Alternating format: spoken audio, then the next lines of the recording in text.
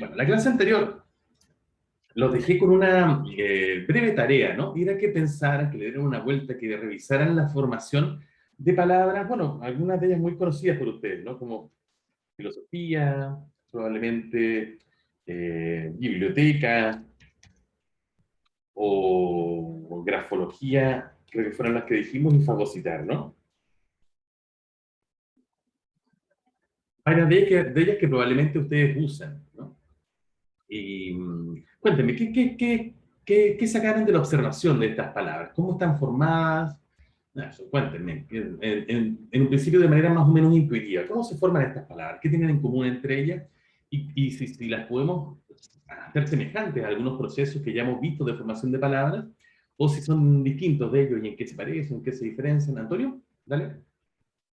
Me da la sensación de que son composiciones por modelo, pero del griego. Parecidas a las composiciones por modelo,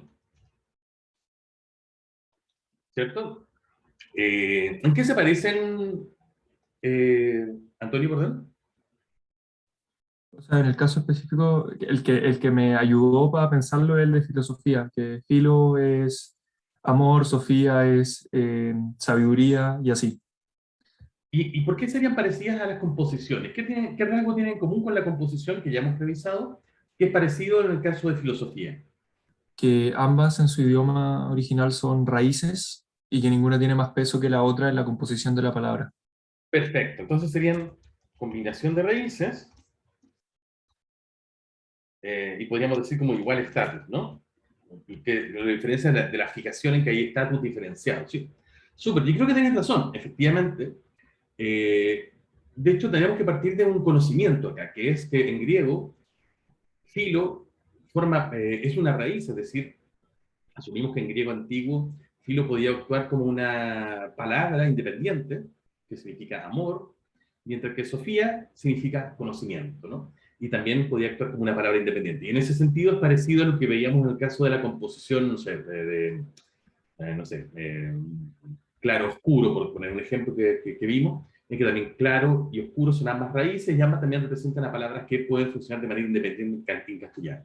Entonces, se parecen a la composición por modelo, en eso de cómo combinan raíces de igual estatus, pero la diferencia es que son del griego.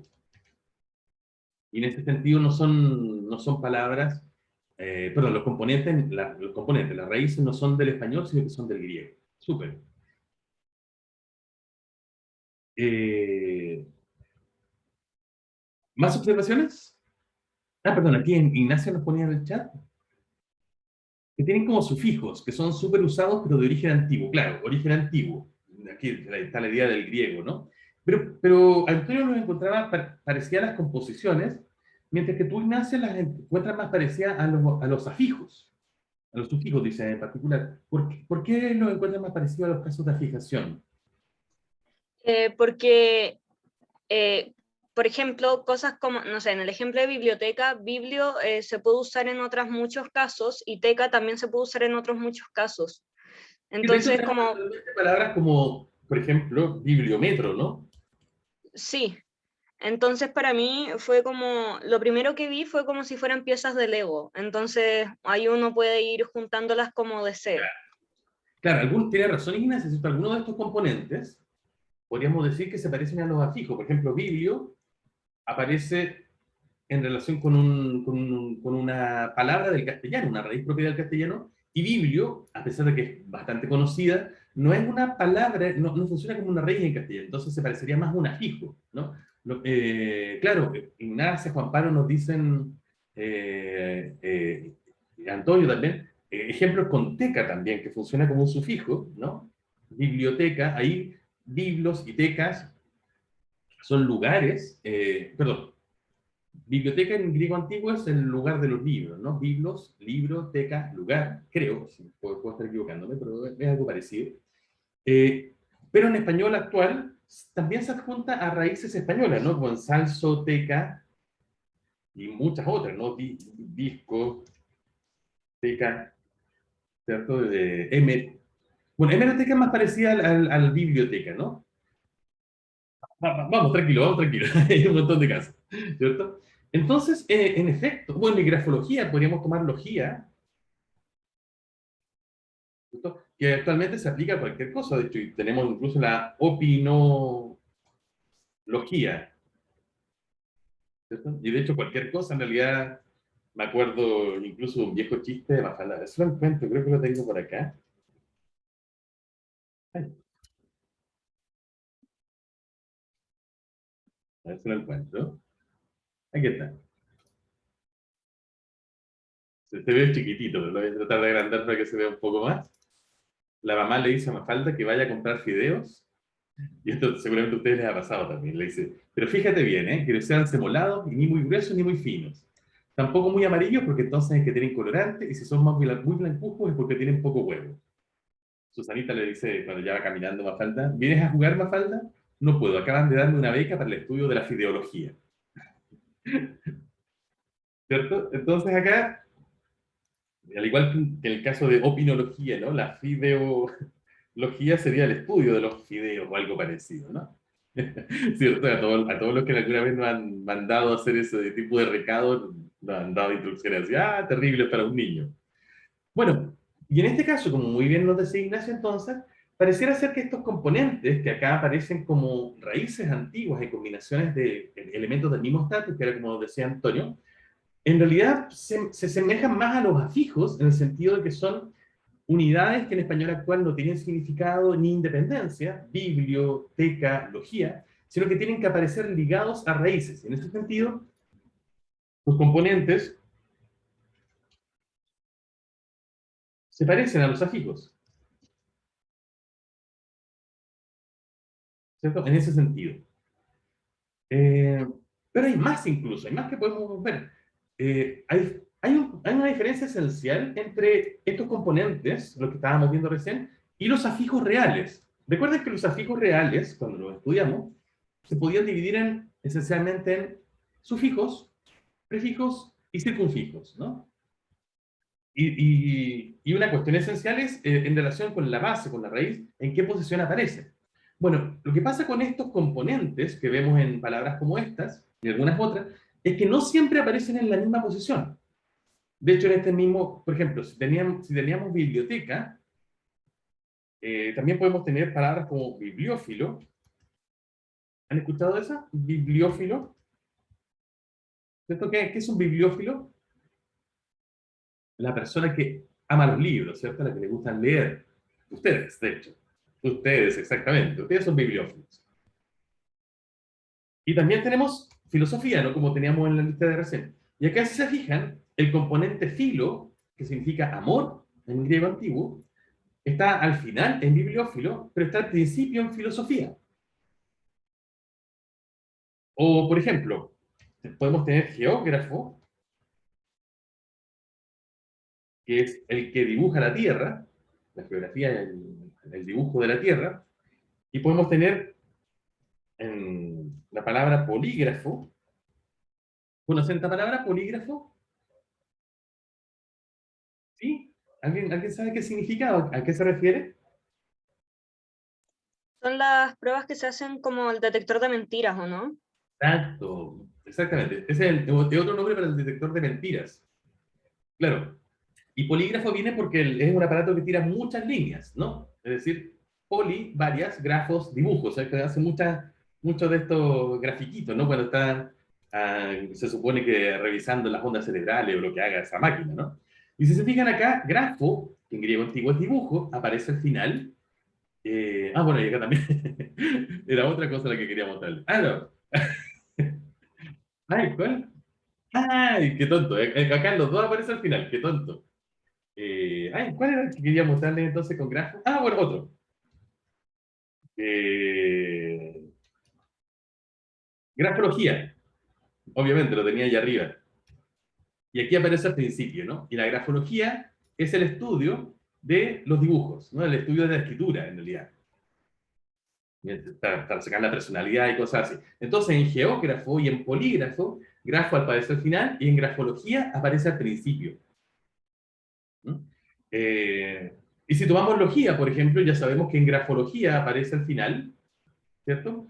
Pero, por ejemplo, en logopeda, que es una palabra que no se usa mucho en el español de Chile, pero es muy frecuente en el español de España, que se refiere a los que acá llamamos las personas, los fonoaudiólogos. En España habitualmente se les llama logopedas, porque logo en griego antiguo significa palabra, ¿cierto? También significa estudio, tratado, pero también significa palabra. Y peda, ¿cierto? Peda de los niños, ¿no? Entonces, en principio, un fonoaudiólogo le ayuda a los niños a hablar, ¿no? Ayuda a los niños a desarrollar su lenguaje. Por eso, logopeda. Y aquí logía aparece al inicio, mientras que logia, en grafología y en tantas otras palabras, aparece al final. Claro, como nos dice Magali en el chat, en bibliófilo, filo se usa para hablar de una persona, en filosofía una disciplina, y así. Entonces tenemos un montón de combinaciones, no hay una posición fija con respecto a estos componentes, como si la hay con los afijos reales, ¿no? Un afijo real, por ejemplo, por un ejemplo muy claro, ito, como sufijo, o como prefijo, siempre aparecen como sufijo, ito, y como prefijo, pre. No pueden aparecer en otra posición, sino que antes o después de la raíz, si es un sufijo después, si es un prefijo antes. En cambio, estos componentes aparecen en cualquier lado, podríamos decir. Así que no son exactamente, no se comportan igual que los afijos, completamente. E incluso otra cosa interesante que les pasa a estos componentes griegos o latinos es que ellos mismos pueden recibir prefijos. Por ejemplo, hablábamos de grafo recién, dibujo. Por ejemplo, la palabra ágrafo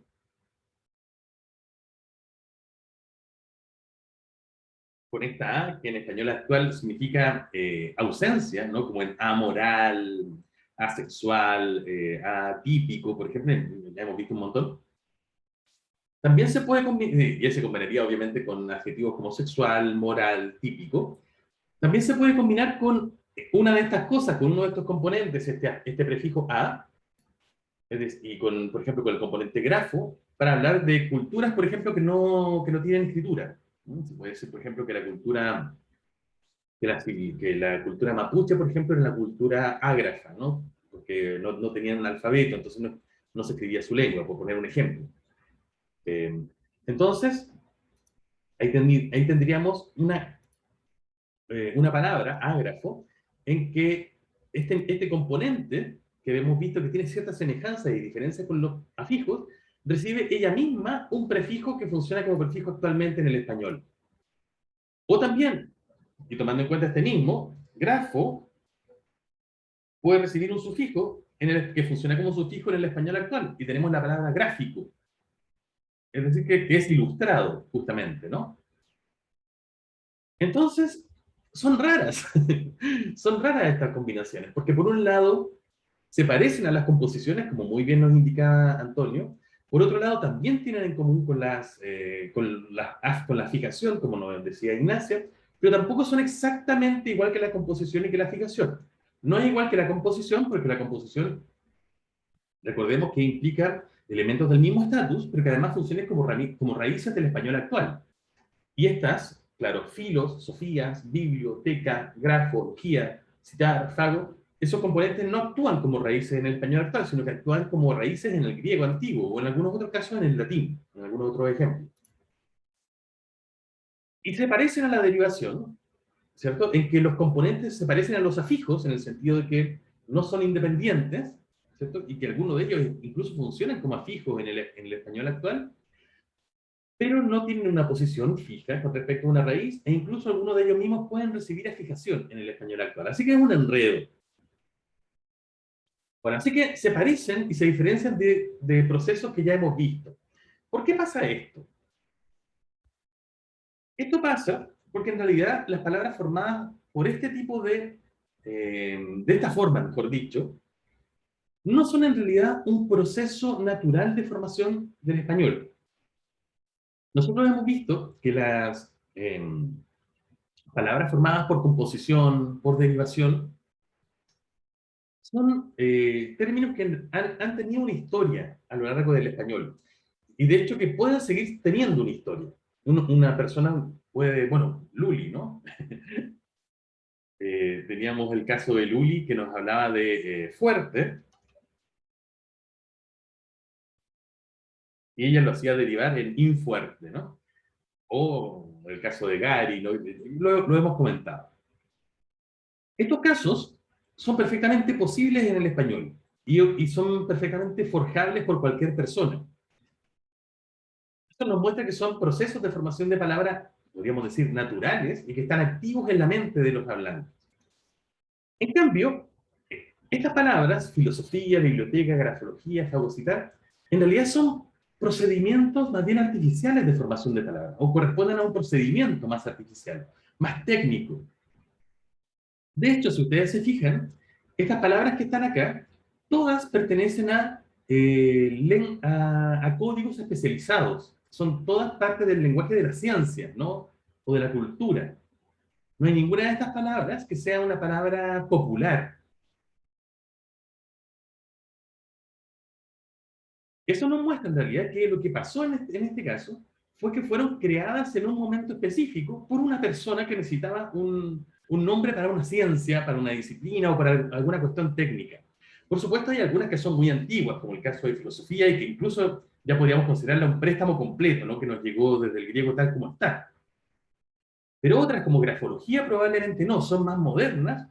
Y lo que pasó en ese momento es que alguien, ya, por ejemplo, en el caso de grafología, ¿no? Alguien quería formar una palabra para hablar de esta nueva disciplina que estaba armando, ¿no? Entender la personalidad de alguien a través de su escritura. Y se le ocurrió entonces ir al griego y buscar los componentes. Ya, ¿qué palabra significa escribir en griego? Grafo. ¿Cuál significa estudiar en griego? Logos, logía. Y forma entonces grafología. Entonces, hay una intención muy motivada detrás de esa persona en inventar esa palabra, en forjarla. Y con componentes entonces de otra lengua. Bueno, este procedimiento más artificial de formación de palabras se conoce actualmente como confijación. Y cada uno de sus componentes se conoce como un confijo.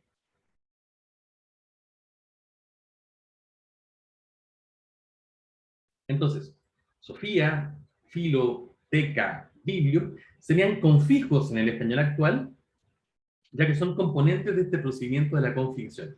La idea de la confijación es que, claro, a diferencia de lo que pasa con la afijación, pre y sufijación, etc., es que el confijo solamente puede actuar, o en principio, ¿no? Actúa con otro confijo y forma con él la palabra resultante. Pero si lo dejamos solo, logía, incluso a pesar de que es muy usual en el español actual, no puede funcionar como una raíz, no puede funcionar como una palabra independiente en el español. Algunas otras cositas, ¿no? Bueno, perdón, hasta aquí, ¿se entiende, chicos, la diferencia? ¿Sí? ¿Alguna duda? Son distintos, ¿no? Oh, claro, súper. Entonces, en el español actual funcionan como una especie de afijos, pero no son exactamente afijos como ya hemos visto, ¿no?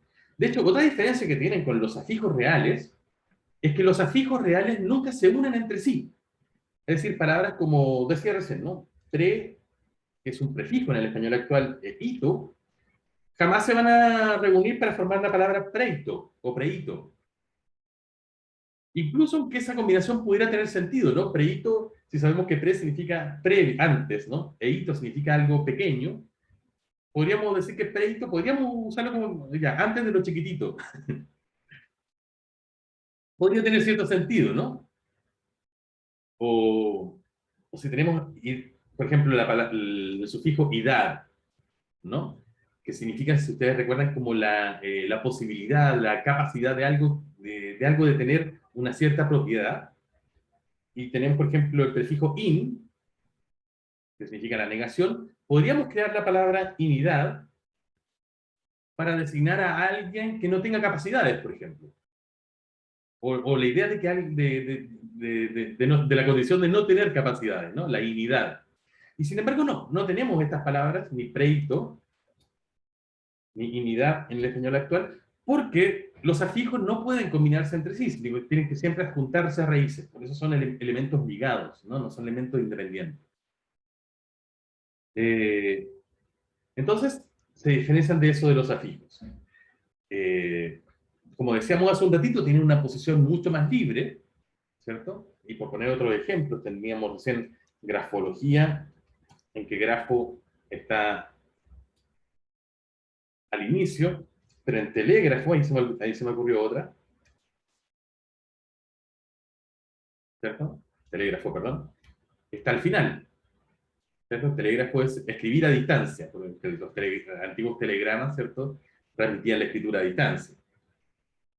Y sí, tiene mucha razón en esto, Antonio, cuando nos lo decía al principio, en lo que se parece a la composición más que a la derivación, es que ambos elementos, por ejemplo, grafo y logía o tele más grafo, ambos tienen el mismo estatus, ¿no? En la formación, y en eso se parecen a la composición, y son distintos de la derivación, en que en la derivación claramente la raíz es más importante. Entonces, son distintos, ¿no? Son un procedimiento muy sui generis, con condiciones muy propias. Eso sí, y en esto ustedes tienen razón, hay algunos de estos, como por ejemplo el caso de Teca, que han sufrido lo que podemos llamar un proceso de reinterpretación o reanálisis, ¿no? Por el mucho uso, por ejemplo, en biblioteca, ¿no? Se han transformado, en biblioteca, hemeroteca, que era otro ejemplo que ustedes me daban, se han transformado y sobre todo, perdón, con la adición a disco, en discoteca, se han transformado en sufijos propiamente tales en el español actual. Y de hecho ha variado su significado, ¿no? Porque en discoteca originalmente podía ser el lugar donde uno iba a escuchar discos, pero teca, justamente por la combinación que tuvo con discoteca, tomó como la idea de el lugar donde uno va a bailar, esencialmente, como un lugar de fiesta, de carrete, y de ahí empezó a formarse salsoteca, eh, por ejemplo, ¿no? Y ustedes me decían guaguateca, creo, por el chat. ¿Qué significa guaguateca? ¿Qué me lo decía por el chat? Yo lo decía, era una cosa que hizo la Katy Barriga, que era como una biblioteca para niños chicos y se llamaba Guaguateca. Ah, yo entendía que era como una discoteca, pero para niños, por ejemplo. Bueno, pero entonces se ha liberado, podríamos decir, de este procedimiento teca en el español actual y ya empieza a actuar como un sufijo por sí mismo, ¿no? Como añadiendo esas raíces que sí son raíces del español. Discoteca, salsoteca, guaguateca, por ejemplo. Y la que por excelencia, a la que por excelencia le ha pasado esto, es en principio el confijo logía, ¿no? Que en principio significaba algo así como tratado sobre algo, estudio sobre algo, y por derivación, o por más bien como deriva semántica, ciencia que trata sobre algo, y que actualmente, claro, lo tenemos como en casos chistosos, como en fideología, que era un caso cómico, pero también en casos que en principio son cómicos, pero luego se han usado como palabras en serio, ¿no? La opinología. En que incluso aquí tiene un sentido bastante curioso, porque en principio la opinología, o el opinólogo, claro, no es el que estudia la opinión, sino como que el que se dedica a dar opiniones, ¿no? Antonio. Tengo una pregunta con respecto a cómo se escriben. Sé que los prefijos le ponemos el guión después, a los sufijos se los ponemos antes, pero de repente en circunfijos como filo, cuando quiero hablar de eso solo, ¿se lo pongo antes o después? Confijos, ¿no? Los circunfijos recuerdan el que rodea Perdón, la... confijo, toda la razón, toda la razón. En los confijos no hay no hay una forma gráfica propia. Más bien, sí lo que hacemos, por ejemplo, cuando tenemos una palabra como esta, embarcarla como, igual como si fueran afijos, lamentablemente. No hay una señal, un diacrítico, ¿no? Que yo conozca que se haya usado de manera específica para estas formas. Y claro, eso cuando están actuando como confijos, ¿no? Igual que en biblioteca. Lo que se supone que le da la característica de que son distintos a la derivación es la combinación, ¿no? En que aparecen uno junto al otro, sin tener una raíz. Pero es verdad que no es muy ilustrativo eso, no me gusta mucho. Pero sí, además, cuando ya se liberan, como en los casos de teca y logía de los que estábamos hablando, en que se comportan ya propiamente tal como sufijos, ahí sí toma la misma marca que los afijos, ¿no? Con el guión antes o después. Sí, pero es verdad que no hay una marca clara para este procedimiento específico. Súper. Hasta ahí con los confijos. ¿Alguna pregunta? ¿Algo que les haya quedado dudoso de este procedimiento? Interesante, ¿no?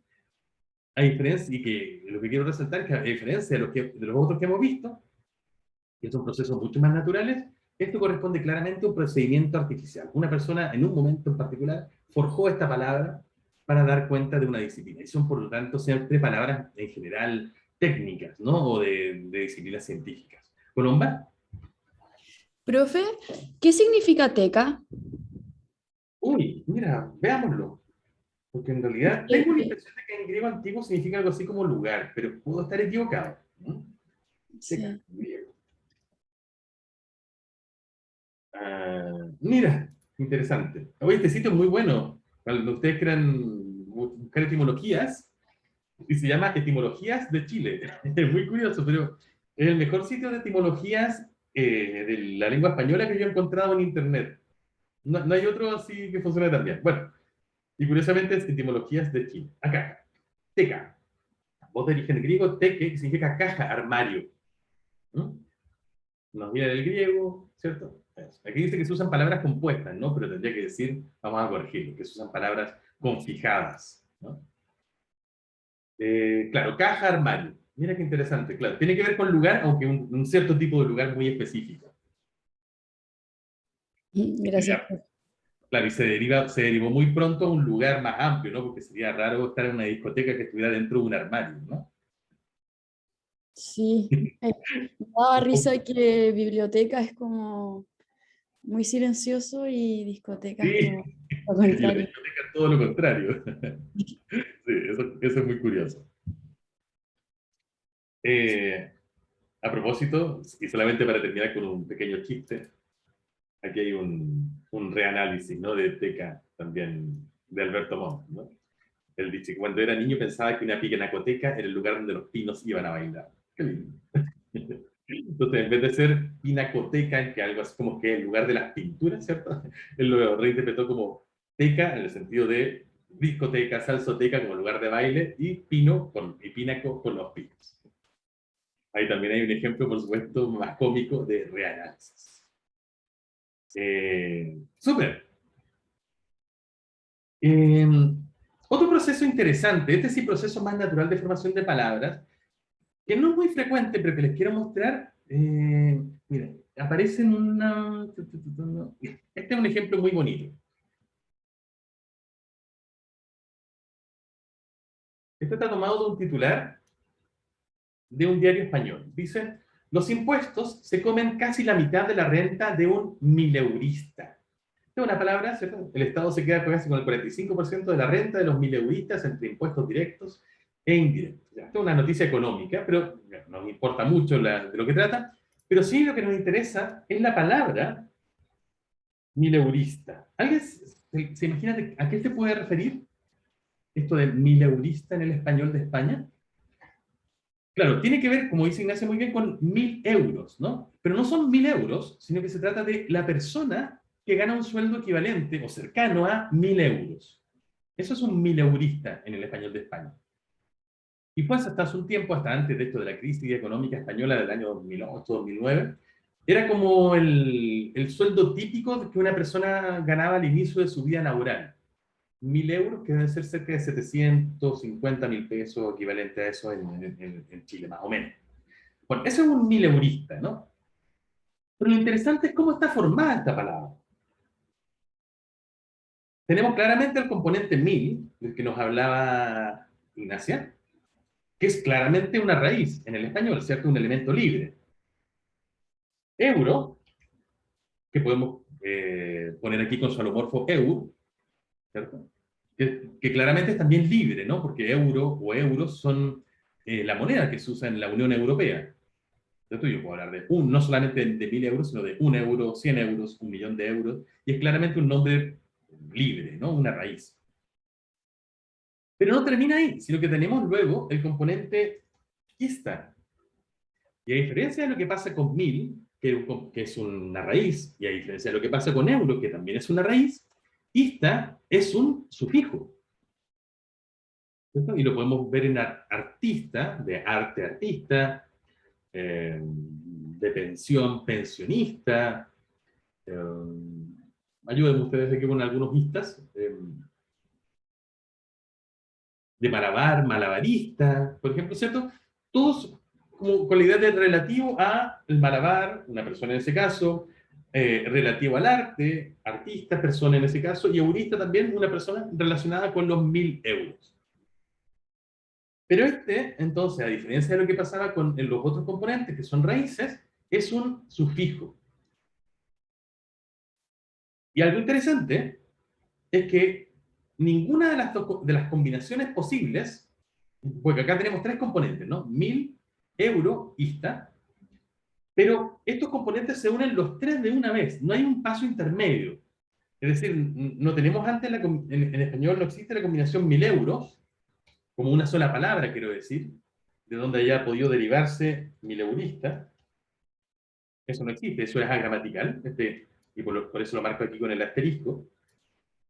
Ni tampoco existe, a pesar de que perfectamente podría haber existido, la palabra eurista, ¿no? Como una palabra de uso común en el español, y del cual se podría haber derivado quizás por composición 1000 euristas, ¿no? Así que eso tampoco existe, sino que estos tres componentes, la raíz 1000, la raíz euro y el sufijo ista, se combinaron de una sola vez. En este sentido se parece un poquito a lo que veíamos con la circunfijación, ¿no? En que también teníamos al parecer tres componentes, aunque sabemos que en realidad son dos, una raíz y un circunfijo, pero lo distinguíamos a una palabra que hubiera sufrido una prefijación y una sufijación, porque ocurría todo de una vez, ¿se acuerdan? Por ejemplo, en el caso de aterrizar, ¿no? Aquí pasa algo parecido. No es lo mismo, porque acá tenemos dos raíces y un sufijo, pero también no tenemos pasos intermedios, sino que los tres se combinan de una sola vez. Bueno, este proceso de formación de palabras, que es un poco inusual, no es tan frecuente, pero igualmente es un proceso activo, como lo vemos en esta palabra que es más o menos moderna, ha sido llamada parasíntesis.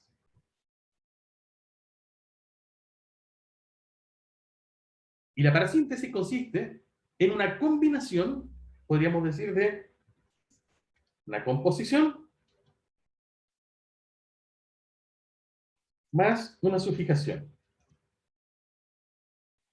Pero todo simultáneo. Es decir, son palabras que se forman de una sola vez, tomando dos raíces y un sufijo. Otros ejemplos para que vean que, si bien no es tan usual, no es tampoco tan extraña. Por ejemplo, tenemos, aquí creo que tengo un ejemplo real. Esto fue el año 2016, que quizás ustedes se acuerdan, aunque pasaron ya pasó hace algún tiempo. Esta noticia dio la vuelta al mundo, ¿no? Una niña que hizo una fiesta de 15 años y hizo una invitación por Twitter y llegaron 1,5 millones de personas a su fiesta. Bueno, fue la multitudinaria fiesta quinceañera de Rubí. Bueno, y ahí tenemos la palabra quinceañera, que está formada, por supuesto, por la cifra 15, que es una raíz, la raíz año y el sufijo ero. ¿Cierto? Y ninguna de estas palabras existe, quiero decir, la combinación, por ejemplo, 15 años, como un compuesto, no existe por sí sola en el español, ¿no? Existe, por supuesto, como una frase. Tengo 15 años, o mis 15 años, por supuesto, pero no como una palabra. Ni tampoco existe la palabra añero, ¿cierto? De donde se podría haber sacado entonces sino que esta combinación quinceañero ocurre de una sola vez, simultáneamente se juntan las tres. O la palabra siete mesino, ¿cierto? Que se usa para hablar de las guaguitas que nacen muy prematuras, a los 7 meses. Y ahí tenemos la combinación de la raíz 7, más la raíz mes, más el sufijo ino, ¿cierto? Relativo a. Si se fijan, entonces, no es tan extraña. Otros ejemplos, a ver, hay uno que me gusta mucho a mí, que no es tan habitual en el español de Chile, pero salía en el español de México. Me acuerdo de algunos episodios del Chavo del Ocho, en que aparecía el ropavejero. ¿Les suena? ¿Qué es un ropavejero?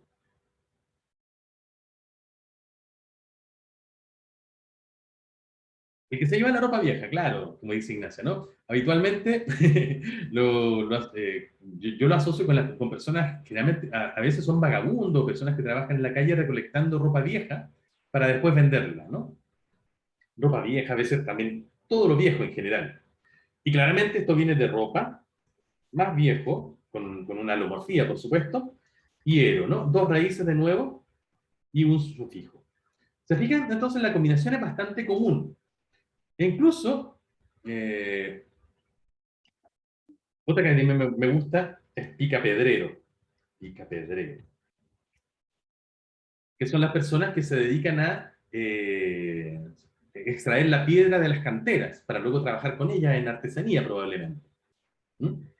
Y tenemos aquí claramente la raíz pica, la raíz pedro, que es un alomorfo de piedra, y el sufijo ero. Y no tenemos pedrero, no como una palabra en el mismo sentido, ni tenemos tampoco picapiedra, salvo por supuesto los dibujos animados, ¿no? Pero ninguna de ambas son previas a la formación de picapedrero, que es mucho más antigua históricamente.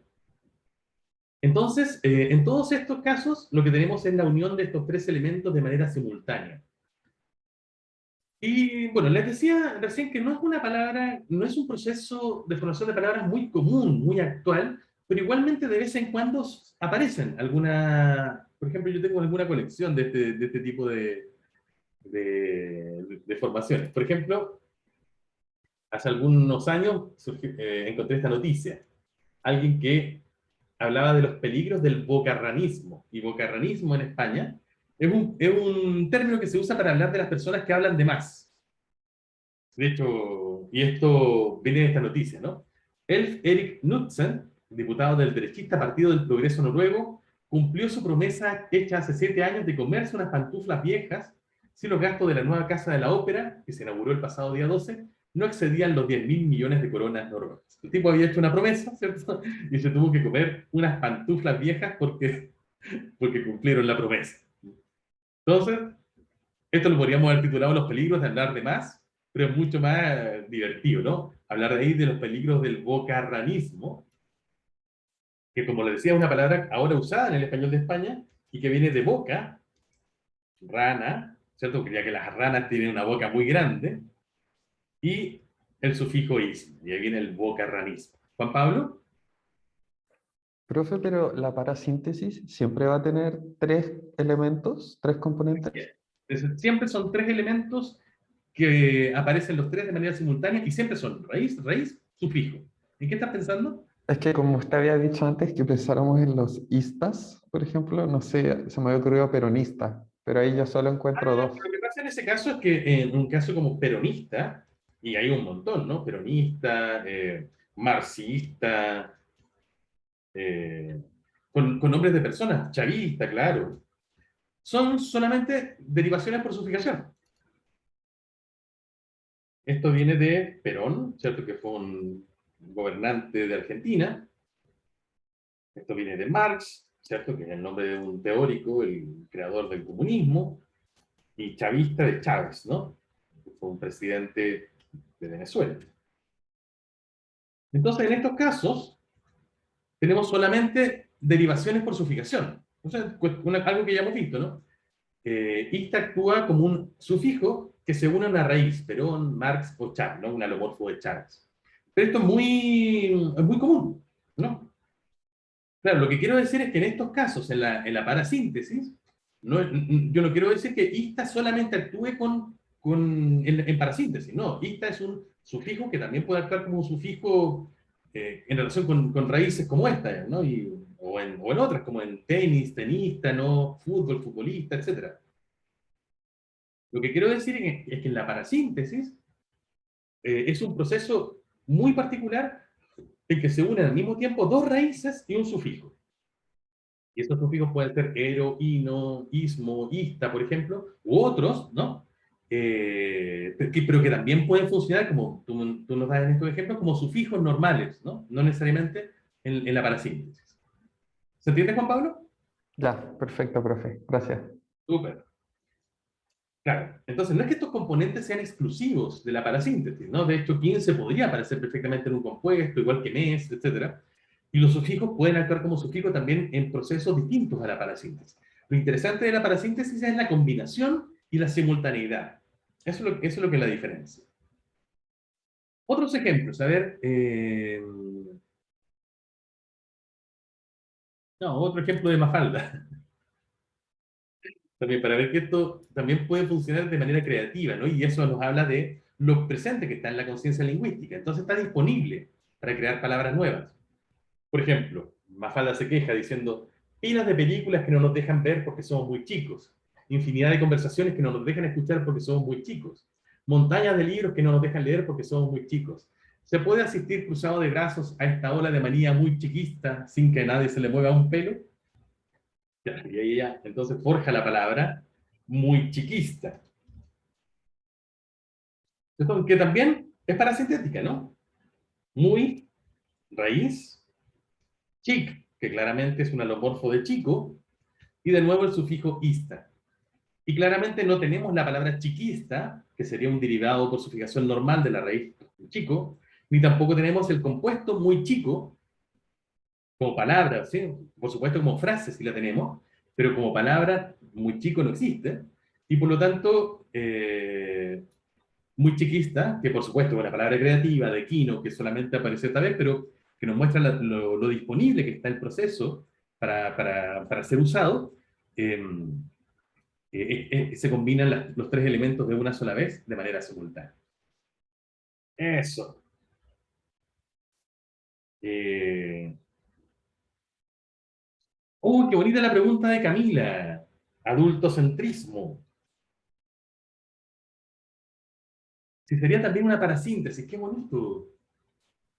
Bueno, en principio parece que cumple con, con los requisitos formales. A ver, Camila, ¿tienes audio? Sí, Súper. Mira, acompáñame para revisarlo.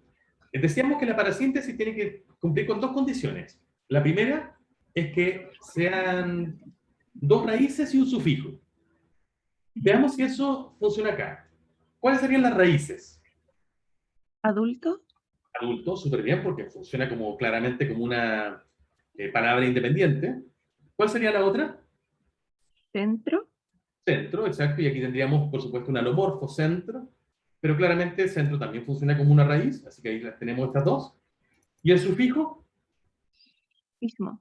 ismo, ¿cierto? Que efectivamente es un sufijo en el español actual, que de hecho no había salido aquí en bocarranismo, ¿no?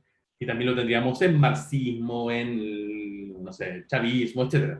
Funciona como un sufijo en el español actual. Así que ahí se cumple con la primera condición. Súper bien. Adulto, raíz, centro, raíz, ismo, sufijo. Lo otro que se tiene que cumplir es que no haya un paso intermedio. Es decir, que no exista la palabra adultocentro o algo parecido, que sea, digamos, la palabra formada por composición. Y creo que no existe, ¿no? No, creo que no. Creo que no. No tenemos un adultocentro de donde luego se derive, ¿no? El adultocentrismo. Y lo otro es que tampoco tendría que existir centrismo,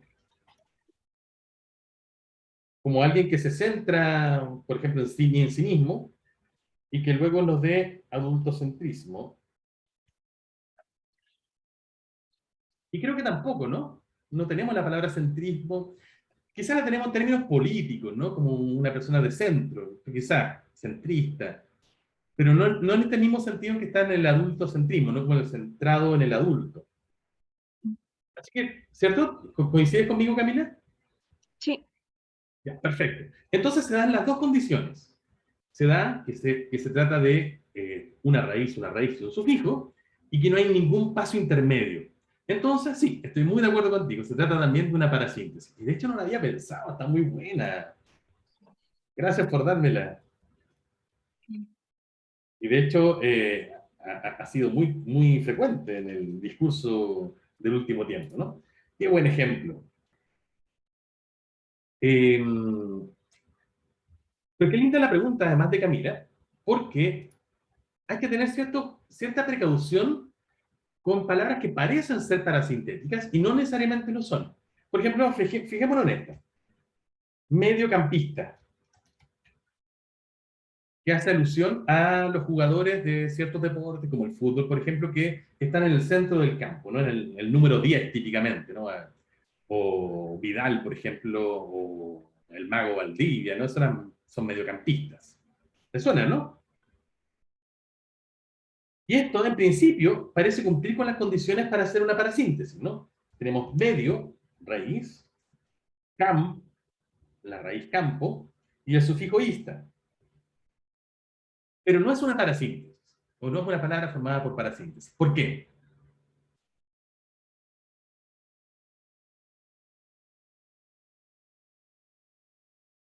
¿Alguien sabría decirme por qué yo afirmo que no es una parasíntesis? Porque existe la palabra mediocampo. Exacto. Porque tenemos la palabra mediocampo, que aporta el mismo significado que el mediocampista, ¿no? El mediocampo de una cancha es el lugar central de la cancha. Entonces yo puedo hipotetizar, y probablemente tendré razón, en que mediocampista es el que juega en el mediocampo, ¿no? Y entonces no sería una parasíntesis, sino que sería una palabra derivada por sufijación a partir de un compuesto. ¿Juan Pablo? En ese caso, profe, también había pensado en la palabra guardarropía, pero también existe la palabra guardarropa. Exacto. Muy buen ejemplo, ¿cierto? Tampoco sería exactamente una parasíntesis, ya que la podemos hacer derivar de guardarropa. Y un último caso, para ya dejarlo. Tampoco una palabra que quizás ustedes... esta palabra, miren. Son casos por lo menos dudosos, ¿no? A ver, ¿dónde lo tengo? ¿Dónde lo tengo? ¿Dónde lo tengo? Ah, creí que tenía un ejemplo, ¿no? Pero no. Pero palabras como cuenta correntista, que se usa para hablar de las personas que están en un banco y tienen una cuenta corriente. Una palabra técnica no muy usada, pero que ustedes se pueden topar para ahí, existe. Pareciera cumplir también con las condiciones de ser una parasíntesis, ¿no? Tenemos la raíz cuenta, que funciona como palabra. Tenemos la otra raíz, corrent, que claramente es un alomorfo de corriente. Y finalmente, el sufijo ista. Pero esta tampoco es una parasíntesis, y lo podemos afirmar porque viene de cuenta corriente. Y de ella se deriva cuenta correntista. Y cuenta corriente es un compuesto también, ¿se acuerdan? No es un compuesto por modelo, ortográficamente no aparecen las dos palabras juntas, pero sí es un compuesto de esos por inmovilización, ¿no? Y de hecho, podemos saber que no es una frase en que no hay una combinación libre de palabras aquí, aplicando ese procedimiento que usamos hace algunas clases, ¿no? Por ejemplo, si yo trato de cambiar uno de los componentes léxicos de cuenta corriente por un sinónimo, y por ejemplo trato de decir, oye, abre en este banco una cuenta corriente, no puedo decirle a una persona, abre en este banco una cuenta común, o una cuenta ordinaria. No tiene el mismo sentido de una cuenta corriente. O, por ejemplo, yo tampoco podría decir, oye, yo tengo una cuenta muy corriente. Eso tampoco se puede hacer, porque se destruye enseguida el compuesto, ¿no? Ese tipo de pruebas nos muestran que la palabra cuenta corriente es en realidad una palabra y no una frase. Entonces, es un compuesto, por inmovilización en este caso, y del cual deriva cuenta correntista. Entonces, hay un paso intermedio, a pesar de que aquí no sea tan claro como en medio campo, porque ortográficamente pareciera ser una frase. Pero en verdad, como hemos visto, se trata de una sola palabra. ¿Bien? ¡Súper! Chicos, vamos a llegar hasta aquí y vamos a dejar entonces por ahora la formación de palabras. Y nos vemos el día miércoles. En realidad no nos vemos, así que los voy a dejar para que trabajen en su prueba, que ya la teníamos pendiente hace un ratito. Chicos, no sé si hay alguna pregunta sobre estos últimos contenidos o sobre la prueba quizás. Por mi parte no, profe, y recordar, me creo ayudante, que hoy es la ayudantía. Sí, por favor, muchas gracias, Juan Pablo. ¿Me recuerdan la hora también? Si no me falla mi memoria, creo que a las 3:30. Perfecto. Revísenlo en todo caso en sus anuncios en Canvas, pero sí, no se pierdan la ayudantía de hoy. Y la prueba es el miércoles, ya que el lunes es feriado. Eso. Que tengan un excelente fin de semana y nos vemos el próximo viernes. Cuídense mucho. Chao, profe, Chao, muchas profe. gracias. Chao, profe. Bien. Profe, cuídese. Que esté bien.